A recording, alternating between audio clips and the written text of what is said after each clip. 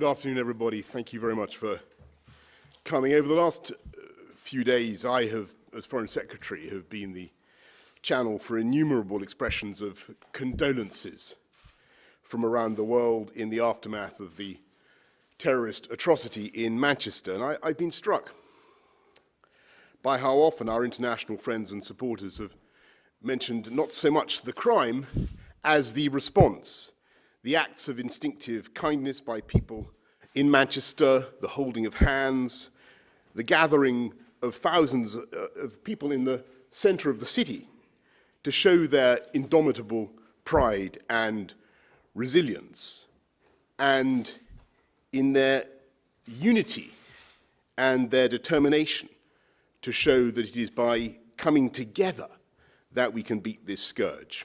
And so I think that the people of Manchester are showing the way for the world. And we've seen again today what's happened to innocent people in Egypt as a result of this challenge that we all face, this affliction that we all face together. And that's why I'm so grateful to Rex Tillerson, US Secretary of State.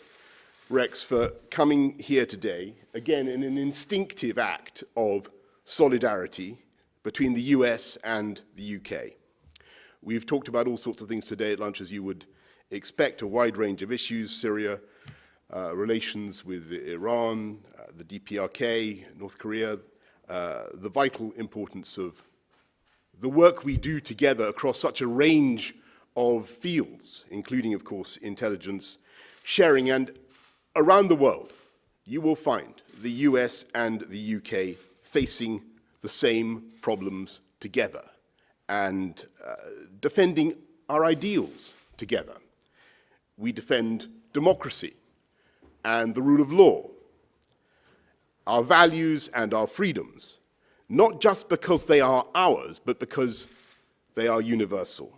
And if the world community can unite, I think, in the way that the people of Manchester have come together and united, then I think together we can prevail and we will prevail. Rex, your visit here today is an important sign of the closeness and the harmony of our cooperation.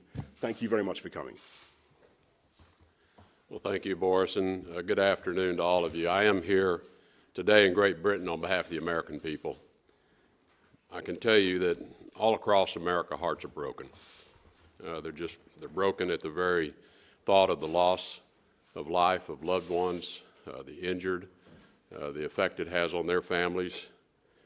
And I know that we share that grief with the rest of the world as well.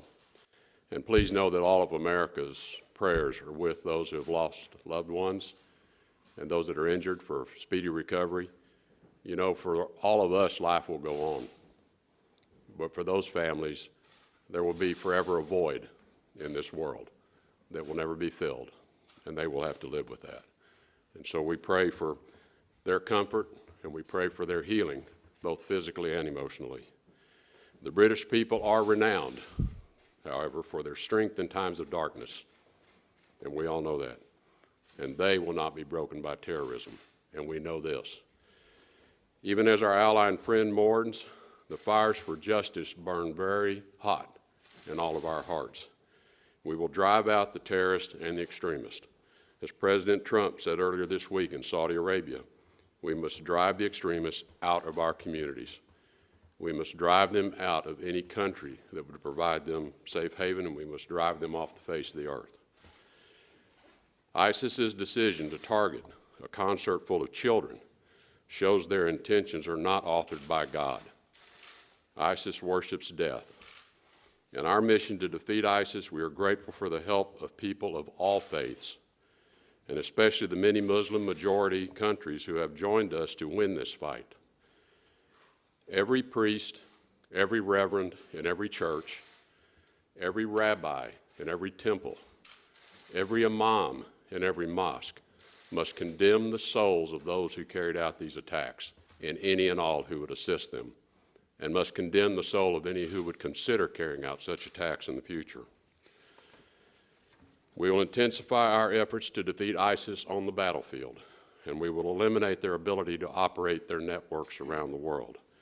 We will not allow them or any terrorist organization to spread violence and hatred without a fight.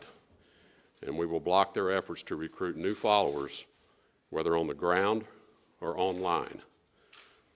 America stands with the British people at this time of great sorrow and pain, and we pledge to you an even greater resolve to defeat Islamist terrorism and extremism. Thank you. Thank you, Rex. I think we've got a couple of questions. Yes, please, sir, gentlemen. Thank you, Foreign Secretary.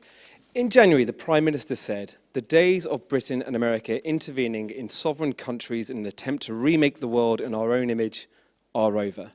Isn't that an admission of foreign policy failures and essentially confirming Jeremy Corbyn's comments this morning? And Mr. Tillerson, do you think there will be lasting damage for information sharing between the UK and US intelligence agencies because of the leaks this week? Well, if I can just deal with the first point, Rex, I have to say, I find it absolutely extraordinary and inexplicable in this week of all weeks that there should be any attempt to justify or to legitimate the actions of terrorists in this way. And this is a moment when, as Rex Tillerson has said, we should be coming together, uniting to defeat these people. And we can and we will, not just in Iraq and in Syria, but of course in the battle for hearts and minds, and winning the intellectual and the emotional struggle as well. We can and we will, because they are wrong. Their view of the world is corrupt. It is a perversion of Islam, and it can be completely confounded. But now is not the time. Now is not the time to do anything to subtract from the fundamental responsibility of those individuals, that individual in particular, who committed this atrocity. And I think it is absolutely monstrous that anybody should seek to do so. With respect to the release of information inappropriately, information that was released by someone, information that's vital to an ongoing investigation, information that's vital to capturing those who were involved in this heinous event.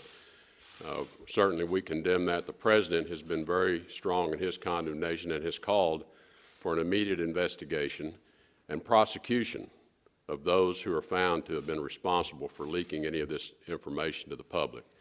We take full responsibility for that, and we obviously regret that that happened. In terms of how it affects the relationship between the U.S. and Great Britain, this special relationship that exists between our two countries will certainly withstand this particular unfortunate event. Thank you, Rex. Michael Birnbaum. Thank you. Michael Birnbaum from The Washington Post. Secretary Tillerson, President Trump said yesterday at NATO that the alliance should focus on terrorism and immigration. The Manchester attack was carried out by the son of immigrants here. In that context, what advice does the Trump administration have for how Britain should handle its large immigrant community here, including those who are British citizens? Secretary Johnson, do you agree with President Trump that immigration should be a focus for NATO, and is immigration a security threat for Britain? Well, I think the President's made he's made many important points on this trip, given the extensive nature of the trip and the countries that he has visited.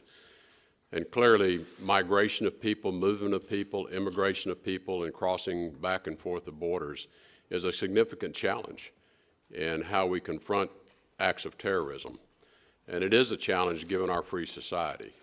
I think the other element of it that I've heard the President express in exchanges with leaders throughout this trip is our inability to assimilate people. That for whatever reason, as people immigrate into our countries, whether it be in Great Britain or in the United States or other countries, we seem to have difficulty assimilating those people so that they feel part of our society and would never consider supporting acts of violence against their fellow citizens and their fellow neighbors.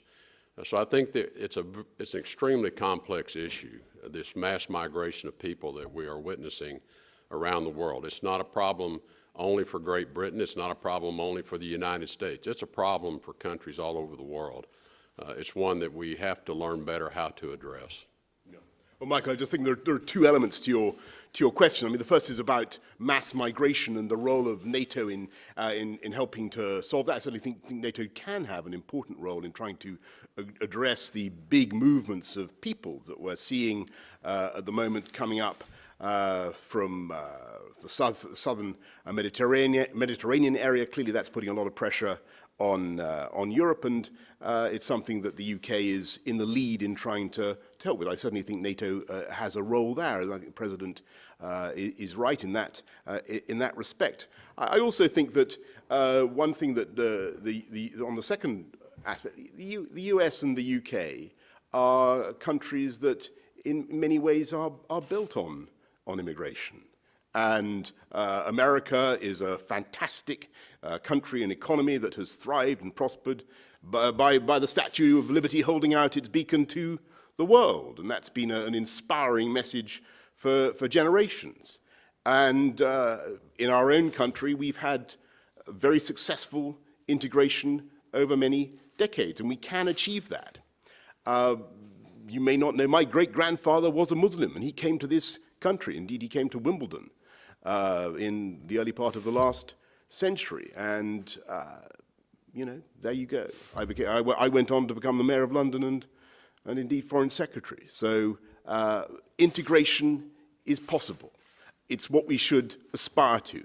It's what we can achieve. And I think if you look at the American Commonwealth, you look at what's been achieved there, you look at the success of London, I think that's what we should be aiming for. But I'm not going to pretend to you that every individual in every community feels as well-adjusted as they should.